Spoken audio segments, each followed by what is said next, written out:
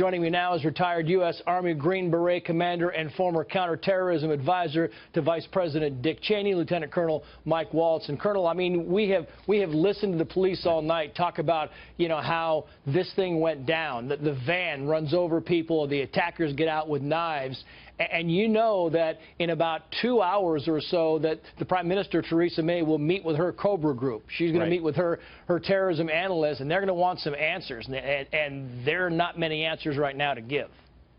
Well, it's interesting that Theresa May and MI5, the British domestic counterintelligence organization, gave a warning just in the wake of the Manchester attack that more attacks were imminent. And I would be curious to see if these cells were related. So right now, the police and MI5 are going through pocket litter. Fortunately, the suspects did not blow themselves up, so they can see what was on the attackers, where the vans came from, where they lived, if they had cell phones on them, who they talked to, and begin trying to take down the rest of that network as fast as possible.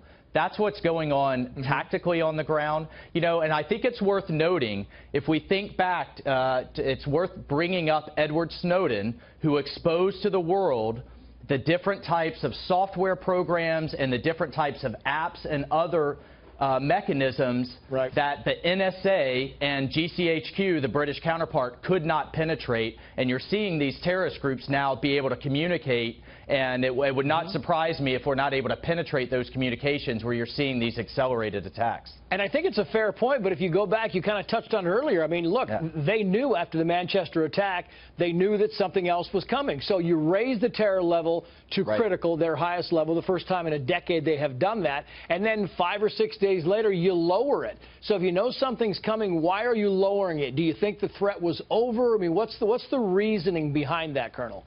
Well, you saw a series of takedowns in the wake of Manchester. They may have thought that they got most of those cells and missed one, frankly. But then, you know, you have to go to the broader issue of we can't shut down Western society. That's playing into the terrorist groups. You know, the other point that I'm looking very closely at is whether these attackers were homegrown radicalized or whether they infiltrated in back from the sanctuaries in Syria and Iraq or other places. And I think this points to exactly why we cannot let these sanctuaries fester like we did over the last 8 years in Syria in particular.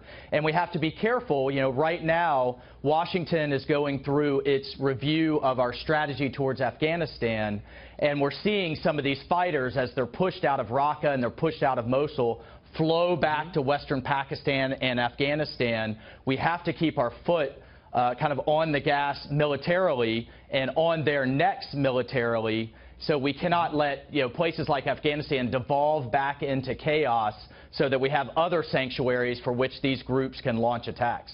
Yeah, and it has been an ongoing battle and an ongoing argument at that very point, Colonel. But, you know, you listen to the London police, and in one sentence he says that we believe that all 3 attackers who were involved in this, we got all 3 of them. And then a little later on he says, but we want anybody who's got any videotape on the London Bridge during the time of the attack, we would like to see that videotape. They think they've got all the attackers. What are they looking for with the videotape?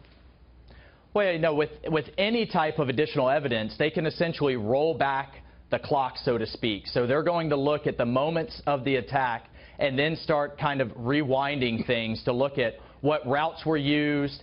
Maybe even if someone saw them getting in the vans, if someone saw any type of kind of evidence that could, the police, MI5, the intelligence services can begin kind of pulling those threads, so to speak, to lead to, again, they want to take down as much of the network as possible. There are support mechanisms. There are people that helped them get those vehicles. Where did they stay? Where did they live? Who did they talk to? Who are the any relatives that they may have spoken with? If they spoke with anyone overseas, you know, they're going to pull all of those threads, and any type of evidence that anyone can provide is going to help with that.